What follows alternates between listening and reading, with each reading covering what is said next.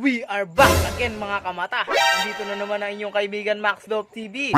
For today's video is, ayan, so update tayo sa breeder cage natin. Then dito sa ating flyers loop, samahan nyo ako.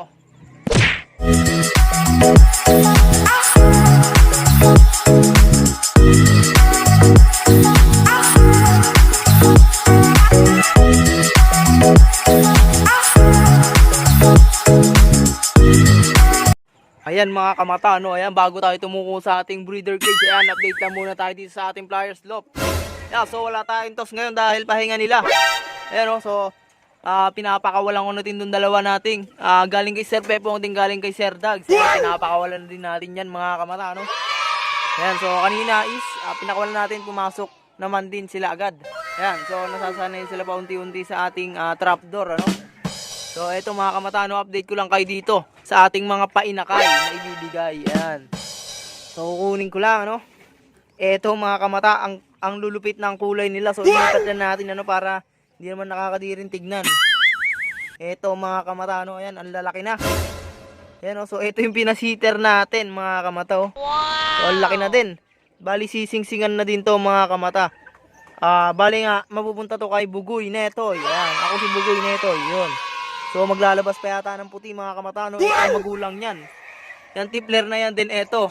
Puro black sila pero puti ang ilalabas nila mga kamata. Ayan, Ang laki na, pwede ng singsingan to. Hinihintay ko na lang talaga yung singsing na iaabot ni Bugoy Netoy. Ayan, so ito naman is yung mapupunta kay Denver. Ayan, So kakulay ni kape pero black naman to ang forma niya mga kamata, Batman. So hindi natin inaasahan na ganito ilalabas nila, Ayun, forma na ito mga kamata. Batman ang inilabas niya, Then ito naman yung mapupunta kay Bricks. Puti naman siya na meron ditong black naman dito. Tapos itong buntot niya is black din mga kamata, Hindi pa natin alam ito toong kulay nila, kaya abang-abangan natin kung anong kulay talaga ilalabas nila. Pero ito ang forma mga kamata, So parang manang-mana siya kay kape. Ayan, Then dito update tayo dito mga kamata, Ayan, So napitak-bitak na tong itlugan dahil napakalutong kasi. Ayan, tapang na itong tipler natin, At eto na naman mga kamata, Ayan, wala na naman tayong makukuha sa anak nilang dalawa dahil nahingi na din to ni BJ Dub TV. Ayan, so nahingi na din niya yung isa. Then dun sa pinsan niya tayo mga kamata, na nag-iibon din is binigay na rin natin yung isa para naman at least may madagdag sa mga ibon nila, Ayan, so request sa atin yun mga kamata, sa pangako natin kay BJ Dub TV na bibigyan natin siya. So punta na tayo sa ating breeder cage. Let's go. Ito nga mga kamataan, dito na tayo sa ating breeder cage. Ayan, meron tayong konting pagbabago dito. Ayan, tanan, ayan. So nakayos na itong isa natin dito, stock natin na cage. Ayan, so pinaglagyan natin sila ng mga painakay. Ayan nga, ito yung binigay sa atin kahapon ni Sir Pepong. Then ito yung kay Sir Jay na naman. Gagawin nating stock yung mga yan mga kamatano dahil sayang ang mga linyada nila. Kung gagawin lang nating flyers, baka mawala pa. Ayan, so ito naman is hiniwalay ko na din mga kamata. Dito yan, anak nila mga kamata, Ayan, anak ng dalawa nating checkered. So ayan, malaki siya mga kamata, Ayan, medyo may dilaw-dilaw pa pero ang lakas ng tumuka. Ayan, so ayos dito yung gagawin nating ang tawag dito, stock ng mga YB para lumakas silang tumuka. Nang sa ganon is pag isasama na natin sila sa flyer slope natin, pwede na sila makipagbalugbugan dun sa mga mas matatanda sa kanila. Ayan, so dito nga update din tayo dito mga kamata, Ayan, fertile yung itlog nila.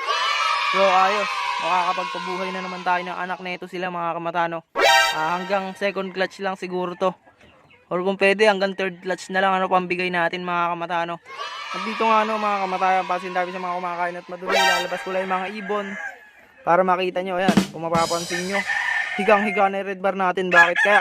So silipin natin. Eto mga kamata, ayan, wala lang pala silang problema, wala lang pala siyang problema, Ayan, so si BJ Dub TV na naman ang makakuha nito mga kamata. Siyang pagbibigyan natin nitong red bar na to. So pinapili ko siya, nagpunta siya dito kahapon mga kamatano, yung pinapili ko siya red bar ang pinili niya. Pasensya na kahit maingay yung mga manok dito ngayon, ano, mga kamata. Ayan. So red bar ibibigay natin sa kanya. Hen ang hinahanap niya, mga kamata. Kapag may extra tayong hen is baka breeder na lang ibigay natin sa kanya para maipares niya agad. At dito nga, mga kamata, no, sa Taiwan bird nga natin dito sa basara natin. Ayan. So mamimisa na itlog nila. Ayan, kung mapapansin nyo, may crack na, no.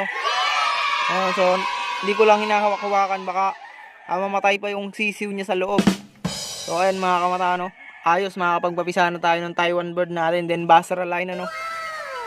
Ayan, so hintay-hintay lang natin yan, mga kamata, no. Sana gantong red bar ang ilabas nila. Ayan, no, ang forma kasi, mga kamata. Sa atin tong first clutch nito, mga kamata. Second clutch is baka ibibigay din natin yung isa. Then yung isa is ilalaro natin ng Pamini OLR ni Homing Pigeon TV. Ayan. So ayos, mga kamata, no, kala ko is bugok tong itlog na to. Ayan, so buti hinintay-hintay pa natin na hanggang mapisa. Ayan. So nag-crack naman ng itlog. Ayan, ibalik ko na, no, mga kamata. Baka bukas is napisa na yung isa dyan. Ayun. So hintay lang natin, mga kamata. At dito naman, mga kamata, ano, ayan. So bad news naman tayo dito sa ating leader line. Sa dahil walang similya yung itlog nila, mga kamata. So tatanggalin na natin yan siguro mamaya or bukas na lang, ano, para makapag-itlog ulit sila ng mabilis sa second clutch. Ayan, so baka sakali may similya na yung second clutch nila, ano. Kaya so hintayin natin hanggang makapagpalabas tayo ng may similya, ng makapagpabuhay naman tayo kahit dalawa. Ayun, so matanda na kasi ito, mga kamata, no. Bali 9 years na yata. 9 years old na yan. 2012 ang singsing niya, mga kamata, no. Ayan, so sayang kapag di tayo nakapagpalahi niyan sila, mga kamata, no. Panglaro pa naman sana natin ng Pamini OLR ni Sir Lloyd ng Homing Pigeon TV. Ayan, no. So dito naman, mga kamata, no, sa ating Grisel Basra. Ayan, so ilabas ko lang. Then eto na nga yung Grisel natin, yung ating Basra. Then X unknown line. Ayan. So eto na yung inakay nila, mga kamata, no, malalaki na. So bulletproof. Eto na yung kukunin mo inakay dito. Ayan, kak ang kukunin mo dito. Hindi ko pa alam kung ano ang magiging kak dito. Kaya papalakihin pa natin sila ng medyo yung hanggang sa tumuka na sila ng malakas. Kaya kung mapapansin nyo, hindi pa naman buo yung pakpak nila. Ayan, no. So pabuo pa lang, mga kamata, no, hindi pa sagad. Konting araw na lang to bulletproof. Ayan, makukuha mo na rin to.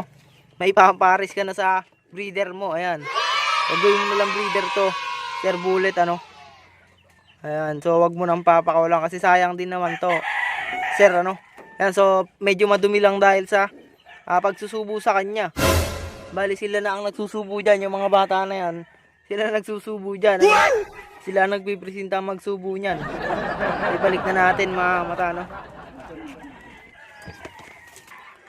At ngayon nga, ayun nga, no, mga kamatayan, nakakalimutan ko lang sabihin na sila ang gumawa nitong natitira nating cage dito, mga kamatayan. Ito, sila ang gumawa niya, sila naglagari.